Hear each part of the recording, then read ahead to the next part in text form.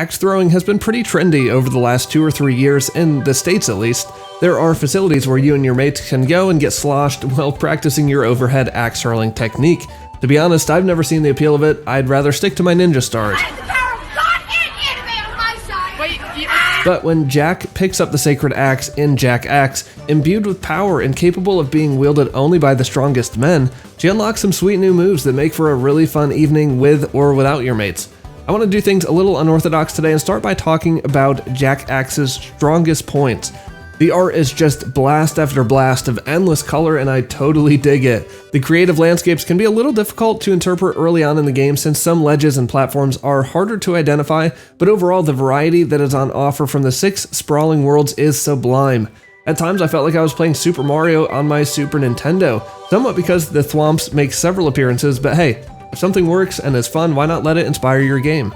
The colors and characters are vibrant and eye-catching, from the snowy peaks at the beginning of the game to the sunny desert scenes filled with chatty cacti, and my favorite world, which is filled to the brim with swimming sections. As you progress from world to world by collecting enough runes to power the fairy gates, the platforming will increase in difficulty, with new tools being implemented later like blast barrels and ropes to hang from.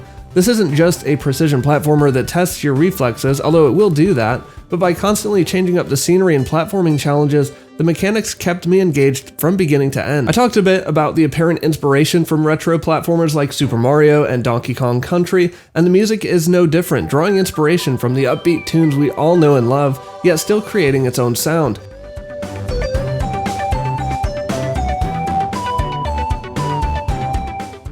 I don't think any of the tracks are super memorable, although it could be because I was so engrossed in the game that I had a hard time paying attention to the music.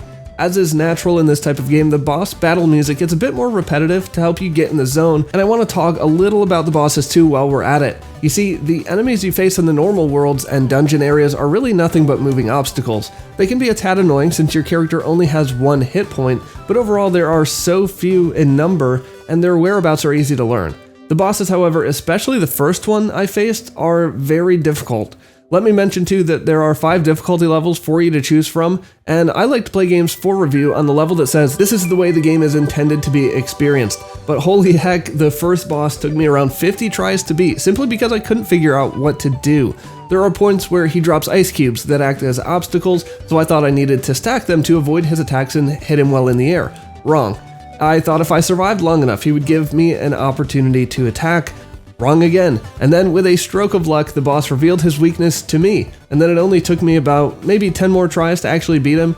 I like difficulty in games, and I actually found the first boss to be the hardest of them all. The other bosses followed the typical rule of 3, taking 3 hits and sometimes altering their form when they have taken a hit or 2. But if you think you'll be frustrated by the difficult bosses, just turn down the difficulty a bit. For the general gameplay, as I mentioned earlier, you'll guide Jack through 6 different worlds in order to defeat an evil wizard who has done something bad. Truthfully, the story is bland, but I'll get to that in a minute. Throughout the worlds, you'll collect coins that can be used to open certain dungeons or to buy cosmetic upgrades and runes, which can be used to power the fairy gate to the other worlds. You can always revisit old worlds again by ringing the bell with your axe. While the bosses will quickly deplete your coin collection, the world will quickly replenish them, and all you need to do is spend a couple minutes going on treasure hunts, or walk in and out of a dungeon to find all the coins refreshed and yours for the taking. The most important gameplay mechanic here is the throwing of your axe. Not only can you throw it to kill enemies and collect coins, but you can also call yourself to it, resulting in a fancy mid-air catapult to reach new heights and lengths. That's about it. The gameplay itself is pretty simple, but again, the level design is excellent in that it always brings you new challenges or tools to use alongside your axe. There are plenty of hidden secrets to find too, some behind false walls, and others below waterfalls and down steep ledges. There are background characters in the world that may give you a hint too if you'll stop to talk to them for a minute. And while we're talking about characters, let's transition to the last thing I want to talk about in Jak Axe, which I would say is its weakest feature, and that is the story. Starting off on your adventure and learning the ropes of platforming, your friend takes you to the sacred axe guarded by a god, who, upon seeing a woman holding the axe, is beside himself since only men have the power to wield this great axe. You might think that this is the beginning of a story that continues to grow throughout the game, but that's the last we hear of this strange turn of events. What seems like the main storyline is cut off as soon as it begins. There are characters throughout the game that will say more than one sentence and give you a little story here and there, but their stories only pertain to their current world and situation.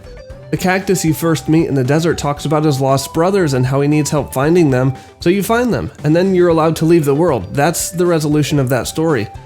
I don't know which is sadder, the lack of an overarching story that seems promising, or the lack of resolution to every story that you encounter. Without spoiling the end of the game, I'll just say that in the end, again, there's no resolution. There's no medal ceremony to award Jack for her heroic deeds, despite being a woman. Don't take that out of context. There's no sweeping shots of the healed worlds. There's no celebration with friends at the end of a long and arduous journey. It's just Jack saying 3 short lines like, cool, I guess we lifted the curse now, and then the credits roll. Maybe it's just me, but I'd rather not have a story dangled in front of me from the first 10 minutes only to have no furtherance or resolution in the game. It's like handing me the dessert menu at the beginning of a meal and showing me the New York cheesecake option, and then you take my menu after ordering and you never come back, even with my drink. So the question I have to ask is, should you play Jak Axe? Despite its lack of an engaging story, I think the gameplay reminded me what was fun about the retro platformers I grew up on. It's not the constant learning of new mechanics like in a Metroidvania, but it's fun in its simplicity, and it continues to be fun by adding new elements to the world like blast barrels and other fun tools. The art and worlds are stunning, even the character drawings when they talk, which I didn't mention earlier, so if you think the gameplay seems fun, I say play it. And don't forget, there are several difficulty options to accommodate whatever level of challenge you're looking for. Check out this video on the left for one of my favorite games of the year, or watch the playlist on the right for 10 great indie games from every single month. See you on the other side.